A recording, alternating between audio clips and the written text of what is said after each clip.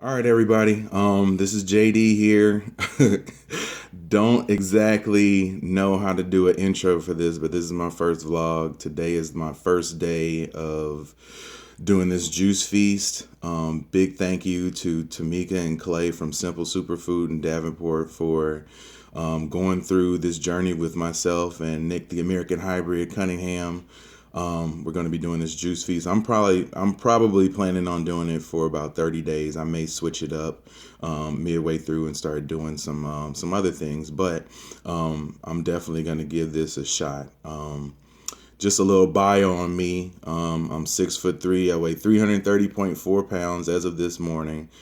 I would say my biggest negative habit, as far as my eating is concerned, is I like to feel full. So I had been doing a diet or just a sort of plan where I would only eat once a day.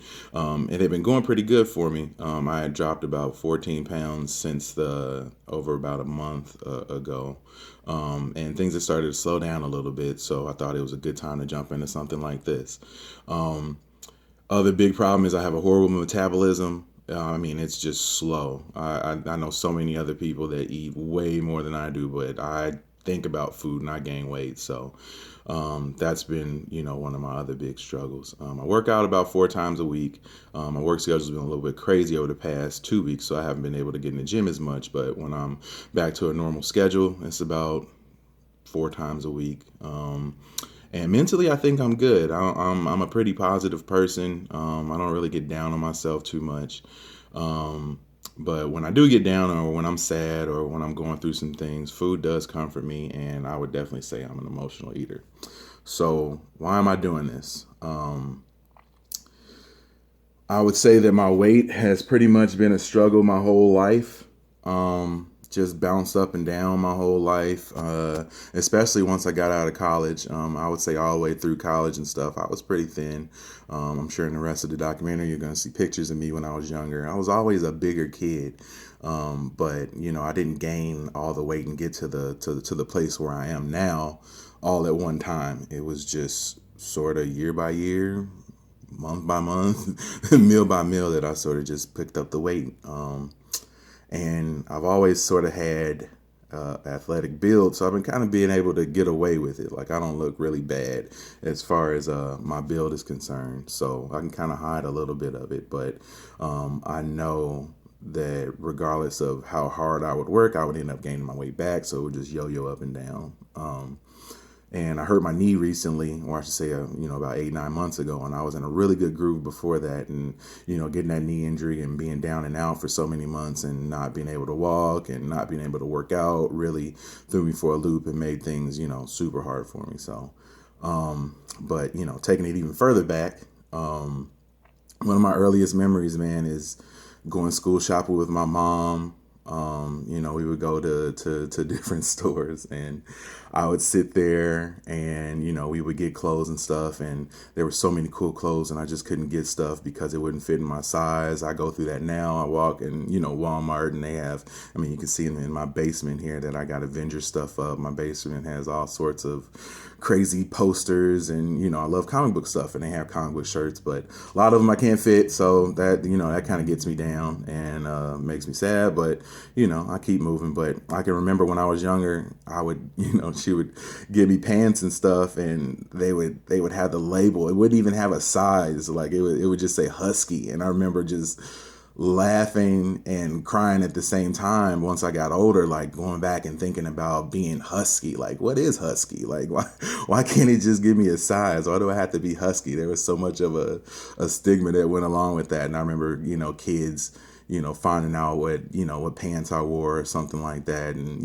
laughing at me because it was husky. But it was never, anything crazy big or, anything like that. So I usually stay away from shopping too much. Not really a fan of going and trying stuff on all the time. So hopefully throughout this process, it'll help me to get to a normal shoppable size.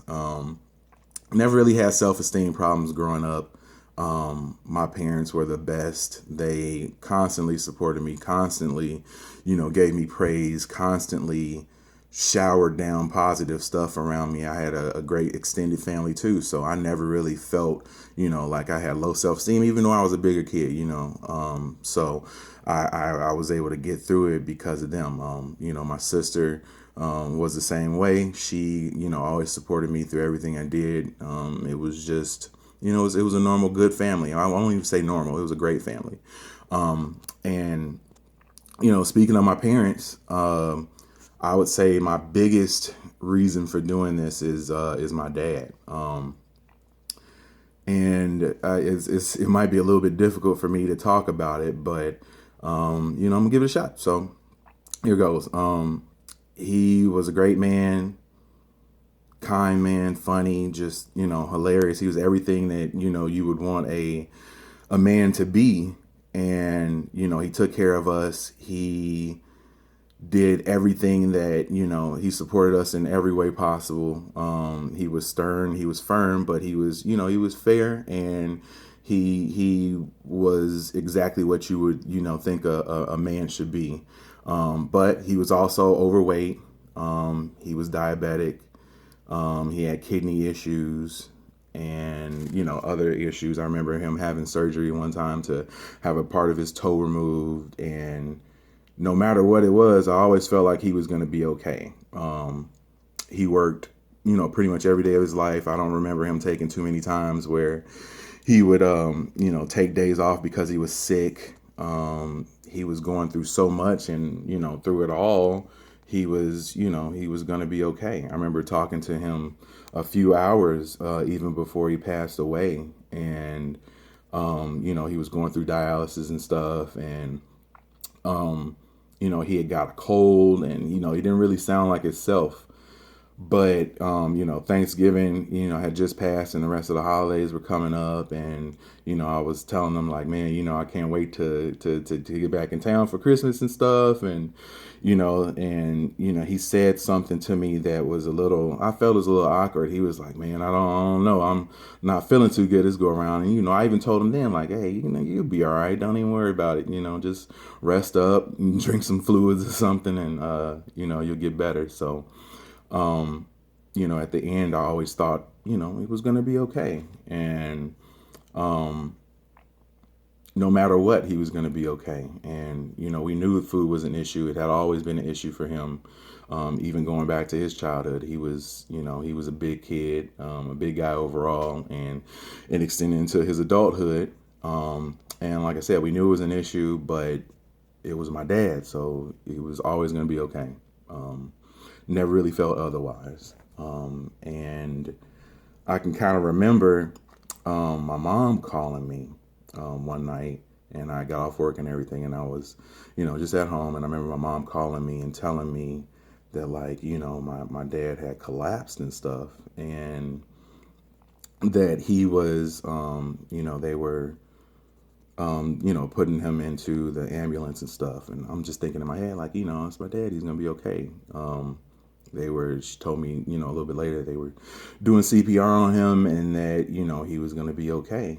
And, well, they were doing CPR on him, but I was thinking, that he was going to be okay. He had been through so much stuff that I never really felt like it was going to be an issue. So, it was just like my default setting that my dad was going to be okay. I remember hanging up the phone with her and, telling my wife, like, hey, they were going to the hospital with him, and it was like the seriousness of it didn't really dawn on me because I always had this feeling in my head that he was going to be all right. And I just remember that or I should say my mom called me a little bit later, maybe about 20 minutes or so later. And I'll never forget her saying that, all she said was, I said hello, and all she said was, he's gone. And like, it was so shocking to me because, I idolized my dad. Like, he was my everything. He was our whole family's rock. And like, for him just to be gone so quickly, I just talked to him a few hours before, and, for him to just be gone was beyond a blow for me and, my family, my extended family. So, as as much as I idolize my dad, and as much as I want to be like him, this is one path of his and one legacy of his that I can't follow. And, I think about my wife, my daughter, my mom, my sister, my aunt, the rest of my extended family. And, I don't want them one day to have my wife call them and say, Jeremy's gone, or he's gone, or even to the point where I'm in the hospital and sick. And I got to be here. So that's pretty much why I'm doing this, trying to stick around. So thank you guys for checking out the first vlog. Please go ahead, and if you want to follow along with this with me, like I said, this is this is day one, man. If you want to follow along with me, and along with Nick, go ahead and go to or not even www, just fb.me/Feast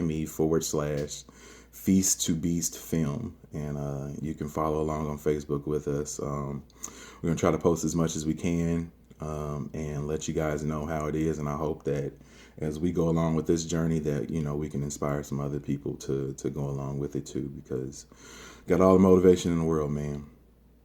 Got to be here.